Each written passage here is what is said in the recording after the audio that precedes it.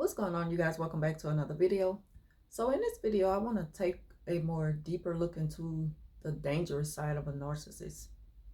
And I'm going to tell you the story about the time the narcissist, and if you're familiar with my videos, you all know who I'm talking about.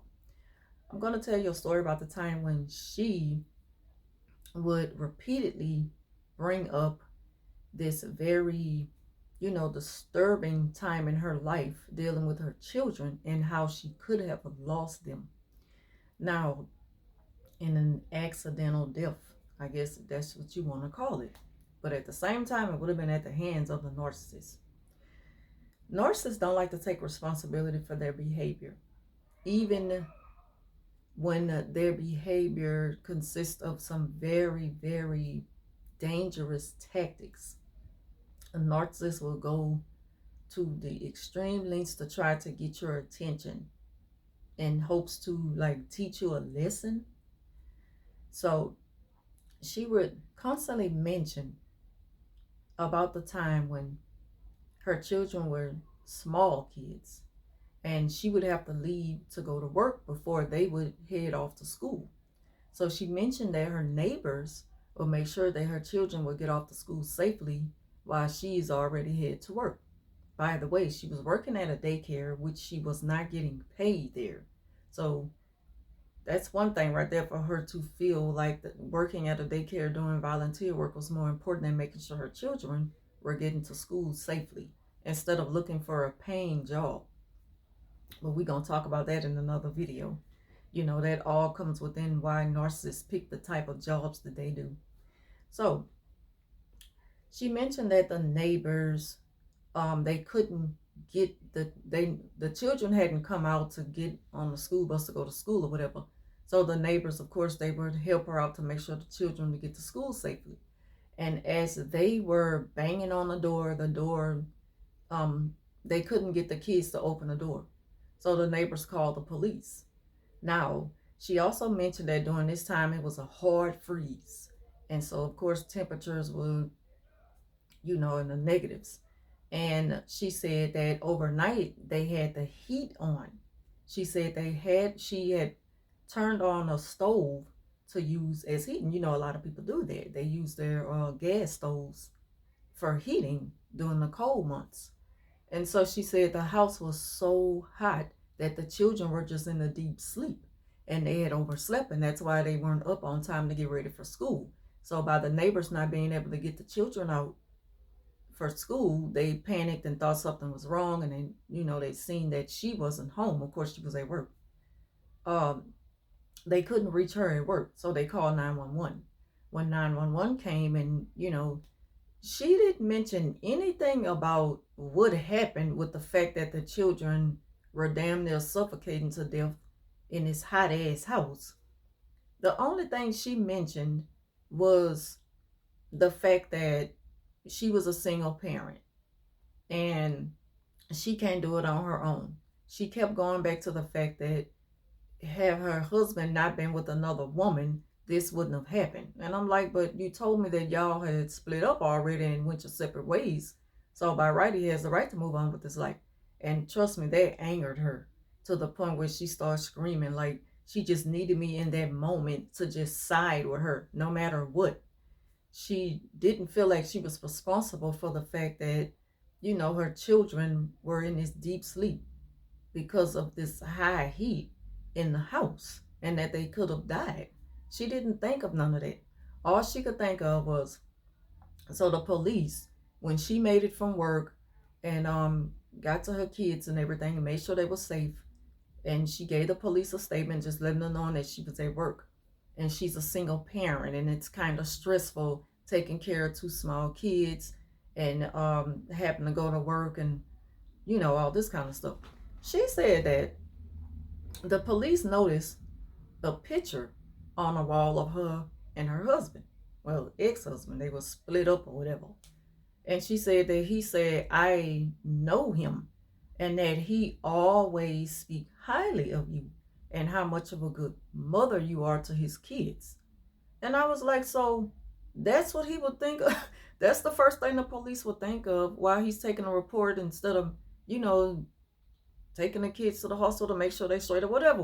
I don't know. It's just like, so in an emergency moment like that, that's the only thing that the police could think of is to praise you on how much of a good parent you are. So see, the narcissists in those moments, they need you to just be what they want you to be for them. They need you to constantly put them on this high pedestal as this person who just can't do no wrong. She refused to take responsibility for leaving her children.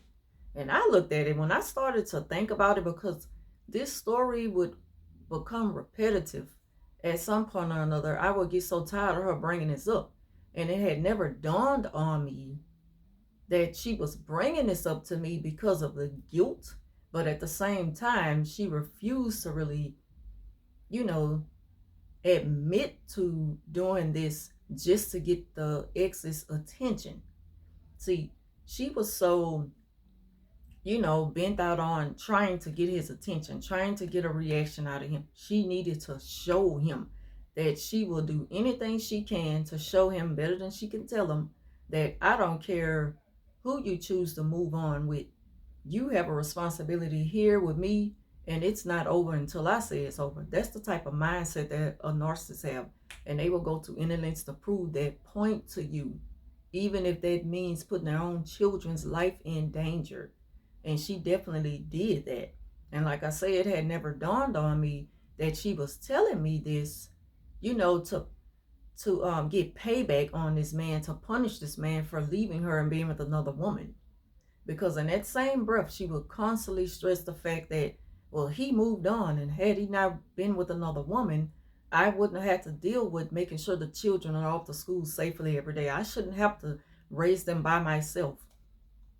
And I'm like, but that doesn't excuse the fact that you left them home in a house. And I can almost, like, I just know for a fact that she left all four of the stove burners on high in order for those children to be in such a deep sleep like that. And maybe not, it could have also just been, just a couple of burners on a medium heat, and just the trapped heat in the house itself, along with the constant, the a constant flame on the stove is going to add more heat into the house. But it's just a sad and tragic thing when a narcissist will do anything to try to punish a person, and to just show them that they refuse to be ignored. Because with narcissists, they don't care how their actions affect other people, even their own children. At the end of the day, with a narc, it's all about showing you that, you're not going to get away with doing this to me, even though you haven't done anything. And by right, he have the right to move on with his life.